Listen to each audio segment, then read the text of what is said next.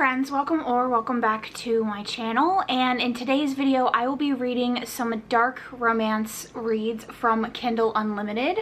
So I don't quite know all of the books that are going to be involved in this because one of the books that I want to read for this, that is featured in the thumbnail and that kind of this whole video came from, has been delayed.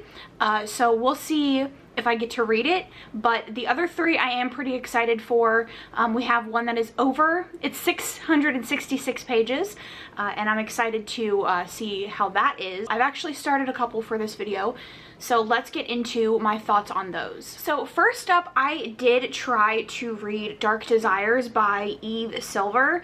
So basically when I'm like coming up with books and reads for these videos, I literally just go on Kindle Unlimited and type in what I'm looking for. So like for this example of this, horror romance or whatever I'm going for. So I typed in horror romance and this one came up as a KU option, and it's about a woman, and I think it's like set in the 1800s, and she ends up getting a job with this guy who seems to be like a scientist of some sort. He takes apart bodies and studies bodies, and he employs her originally as a maid. She becomes his artist, and so she starts sketching the bodies that he sees and the illnesses that he sees and stuff like that. I ended up getting about 20% of the way through this. It's not very long, it's maybe 280 pages, and I just could not get through it.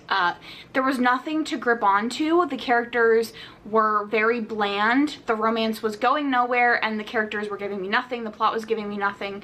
So I did end up DNFing it. I might consider reading more books in the series later on, because I did read some Goodreads reviews of people that said like I enjoy later books in the series. So I'm wondering if it's like companion novels, maybe them going on adventures together. I'm not quite sure. But then I also started and got 10% of the way through River of Shadows, which I wanted to continue to read, but I wanted to update you guys first off and sort of talk about and get my thoughts out first before I delve too deep into it. I have read something else by this author. I can't call it to mind. I think it's some sort of like vampire story. I didn't super love it, but this one seems pretty promising. So in the beginning of this one, this woman gets notified that her father has passed away, and so she goes to this remote place, Finland. Yes, it's based on Finland mythology. Her father dies and she goes to Finland, and when she gets there, she is very creeped out. Like he had this resort that's up in the mountains, and it's very secluded, and it's like the off season and all that, so there's not very many people there. His funeral at this resort, that was like his lifelong dream to have this resort. And so she gets there and she runs into these two people that are like kind of sketchy, but she maybe feels like it's jet lag or something like that. So she ends up going to sleep, and she wakes up in the middle of the night. She goes downstairs and she discovers the like atrium, or the room where the funeral is supposed to be happening, and she looks inside the casket, and her dad's body is not there. She freaks out. This guy Rasmus, who looks to be like about her age, shows up and basically says like, you need to leave, it's not safe. And then the two people that she met earlier show up, and they're basically like, what are you talking about? You're just grieving, it's the jet lag. Look in the casket, your father's body is there. We nothing sketchy is going on. So she looks in the casket, and her dad's body is there, but it like transforms, and it was actually the two people convincing her mind that Rasmus was the one in the casket, and that Rasmus basically like uses his powers and like gets rid of the hallucination or whatever. And then her and Rasmus run away, and he takes her to her father's cabin and tells her that he is a shaman from from a family of shamans, that they're all shamans, and that he opened this resort for shamans to go to so that they didn't have to move, like they didn't have to leave their their land to practice their shamanism, and that her father was diagnosed with cancer, but he was going to go to the Valley of Death to make a deal with a god, or to get a like spell or something to get rid of the cancer and like live or whatever. And so now he's basically like, well, you go to the Valley of Death and bargain, or pull your dad back. And then the two people that were like using the hallucinations against her, they don't want her to like save her dad. So a lot happened in the 10%. I'm pretty stoked about where it's going to go. I'm interested to see where it's going to go. I hope it lasts like this. I don't quite know like how I feel like it's going to go or what, so I'm kind of just going by the seat of my pants, I guess. I've read some reviews that were like not great, some that were good, so it seems to be like a mixed bag, but I'm excited to get into it, and I wanted to update you on that before I continued reading so that it didn't get all like muddled in my brain. So I am officially halfway through River of Shadows, and if this is gonna go downhill anytime, it's gonna start being now.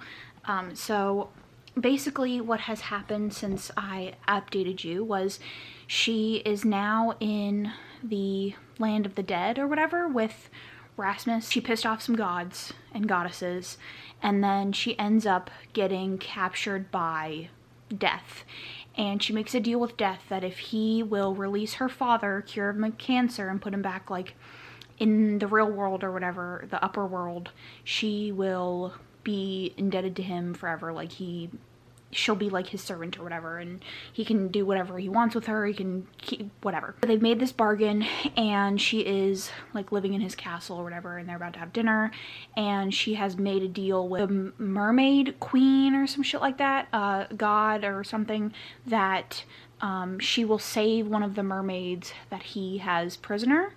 So when she gets to her room, the mermaid is like in the fish tank in her room, and now she has made a deal to save the mermaid, and the mermaid's gonna help her get out. And the mermaid basically was like, you have to make him fall in love with you. He had this ex-wife who they were supposed to like have this fated marriage or whatever, like he's destined, it's prophesized that he's gonna meet one woman who he can touch, and like, because this touches death, who is supposed to be like the be-all end-all. You have to make him fall in love with you so that you can have freedom and you can get away. And so like that's her plan, and now we are going in the 55% mark. I'm on page 195, going into her having dinner with him with the intention of seducing him, I guess. So like I said, if anything's gonna go downhill, it'll be here. This isn't a super long book. It's 350 pages. I'm at 195. So like I'm a decent chunk of the way through, but this is generally in stories like this when things start to slow down, and I tend to not like, especially like retellings like this, because once the heroine taken in, or once they're captured, it kind of gets a little boring because they literally just sit there and do nothing. So we'll see how it goes. I'm gonna update you again at the end, but at the 55% mark, I'm hopeful, but it could go downhill. We'll see. Hi friends, I have finished River of Shadows, and kind of as anticipated, I ended up giving this 3 stars. Once she actually like got into the castle, it literally just became about them banging every night, and the twist was like not shocking. The cliffhanger ending was like an attempt to sell more or to get people to read the sequel, and like I'm just not on board with it. It wasn't as like horror-y as I was hoping for. I think the issue is that the tone of the book was just a little odd.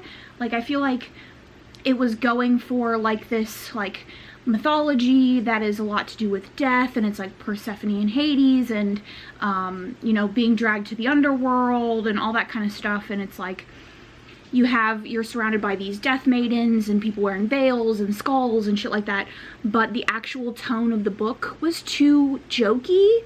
Like they kept using the word yeeted, which I hate that word to begin with, and then you put it into a book like this and it doesn't work. It didn't have the like vibe that I wanted. I wanted like creepy and chilling and like horror-y, I guess, and like that's not necessarily the book's fault, because like this is, I'm pretty sure it's just considered like a gothic romance. I don't know if it's tagged as like a horror romance, but it definitely didn't have the tone that I was looking for. I am now going to start Nightshade, and I'm really hoping this one is worth the 666 pages, and also that it is a horror, because it's marked as a horror. And I have read one other thing by this author, I think I read Master of Salt and Bone or something like that, and it was also like a very gothic-y feeling romance, but I'm hoping this one will be like a little more horror-y. So I'm going to update you at the 60, I'm gonna update you at the 20% mark, 25% mark, once we're into the story and I kind of have an idea of what's going on, and then hopefully it'll be worth it, and then we can move on to Arcana when that comes out, if that one comes out in a timely manner. Like I said, it doesn't come out until the 24th. It is September 30th now, and I was hoping to get this up towards the end of October. So we'll see how everything works out, but I'm gonna get into Nightshade, and we will come back when I have some thoughts, or at least just know what the story's about. Okay friends, I am 25% of the way through Nightshade, and I sort of kind of feel like I can update you on what's going on, I think. So this is, like I said, quite a long book. So at the 25% mark, we haven't gotten too much in the way of like explanation of what's going on. So we're following 3 points of view. One of them is Farron, and it is present day in Farron's timeline, and she is a student or something like that, and her father actually raised her to like believe in the occult. He was obsessed with the occult after the passing of her mother, and she recounts several instances of him being obsessive about things like that, including this idea of Nightshade, which is like this other dimension or other realm that is like our world, it's like stacked on top of our world, and it's like a dead world, essentially, like purgatory.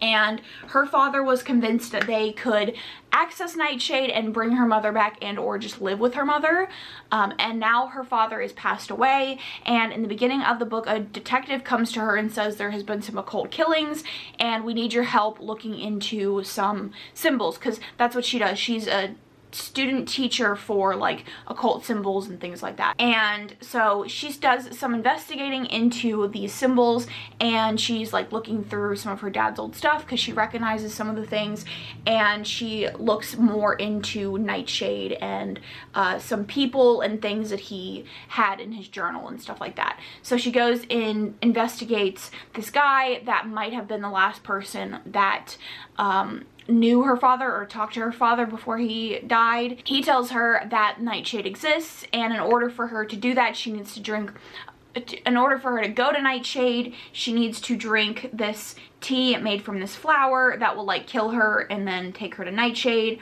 and then she can go there and meet Van Crew, and his first name is Jericho, and he's supposed to like know stuff about her father, possibly. So where I left off, she had entered Nightshade, and she was at, like, she had just gotten to Jericho's estate.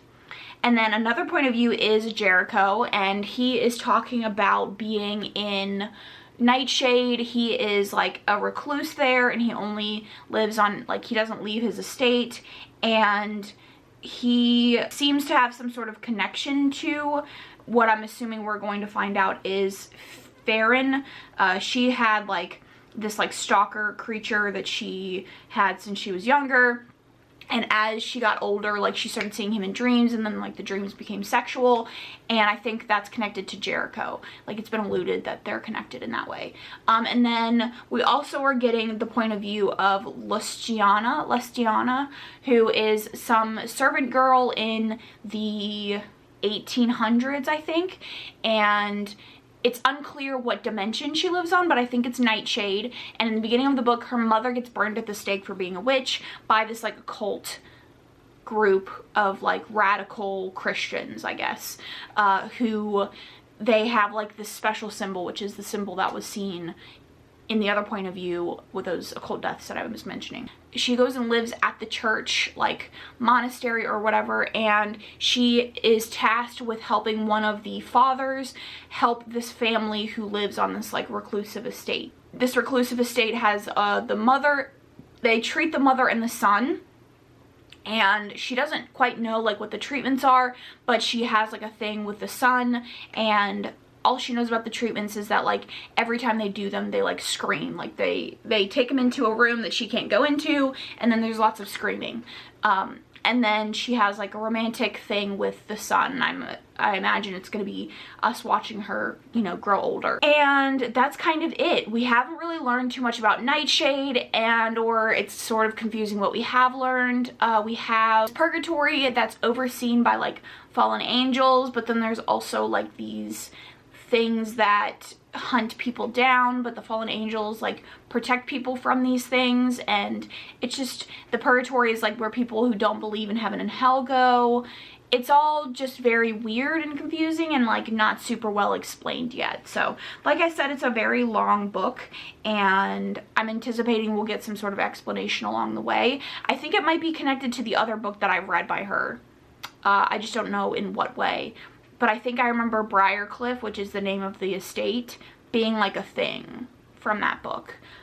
So I'm going to update you again when I am further through it, and we'll see how that goes, I guess. Okay, friends, I am a little over halfway through Nightshade. I'd probably say like 55 to 56% of the way through, and I don't have much to say that I haven't already said. So we have basically just progressed in Farron's timeline, with her now becoming a stable person or a dog watcher for Jericho.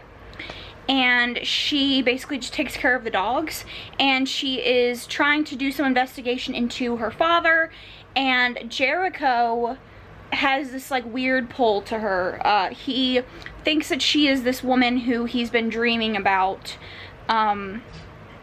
for years, and recently they become like really sexual, and they've stopped since she came to the castle or whatever, and he's like obsessed with her. And then Farron also feels this draw to him, and she asks him about her father, and he says, yeah, he came to me one night and gave me this stopwatch and told me to find you and protect you, but I thought he was just like raving mad or whatever. And so he only interacted with him that one time, and we have found out that the fallen are the fallen are the church, like the whatever, the cult that I was telling you about. They basically are that. And then we are following Lustiana's point of view as well. She has the relationship with the Baron, and she has discovered that essentially the Baron is being exorcised. He's just being like tortured basically by the church, and his mother has died, and so he kind of feels lost without his mother. Like, she was the only loving figure he had in his life. And then he has a sexual encounter with Lustiana. I will say that, like, I thought they were 10, and the author does not do a good job of like explaining the timeline. So they start having sex, and I'm like, aren't they like 13? I don't want to read about 13-year-olds having sex. And then I find out they're like 16, which again, I don't want to read about 16-year-olds having sex. So they have a sexual encounter. She almost gets raped afterwards by his cousin, and then he like goes into where she was in the middle of being assaulted, and like tells her to leave, and then his cousin disappears. And that's really the last like timeline update we got. We have seen some scenes of her like in the nunnery doing stuff, but we haven't gotten any more clarification on what's happening there. And then in Farian, what have I been calling her?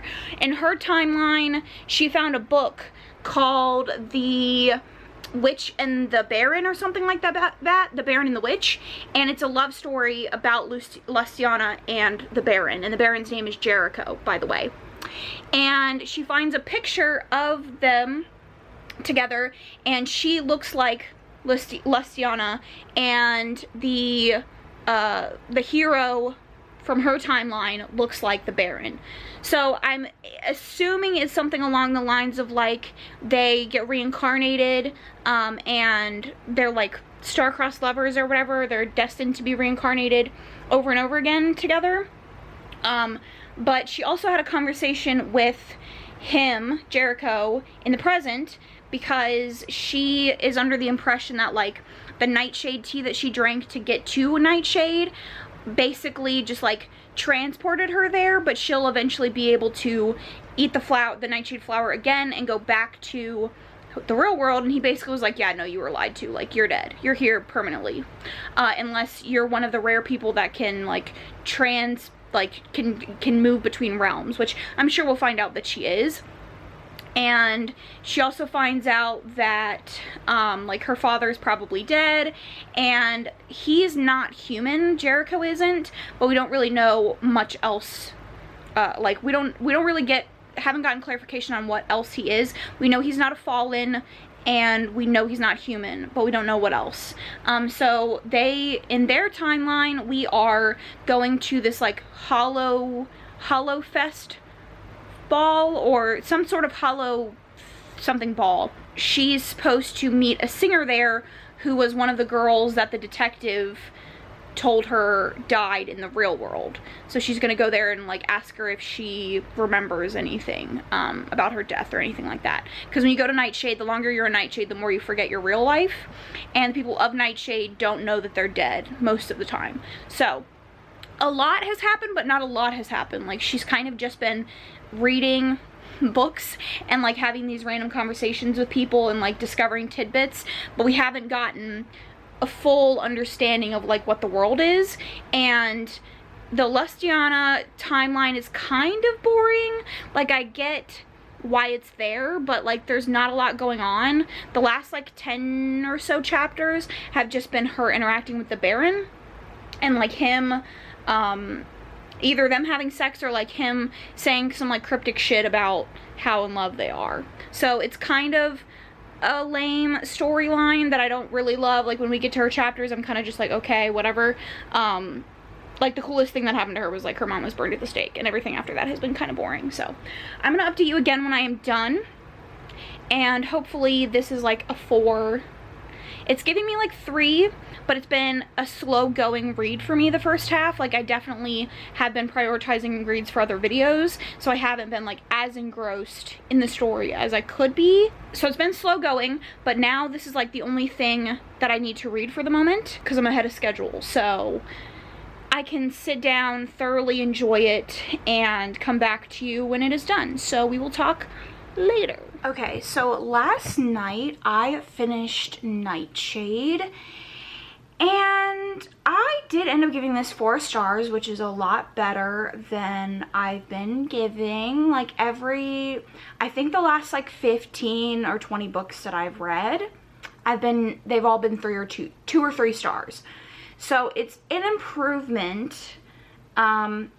I did enjoy this. Like, overall, as a horror, as a romance, I did enjoy it. As a paranormal horror romance, I enjoyed it. I thought it was very well executed. Carrie Lake is a great writer.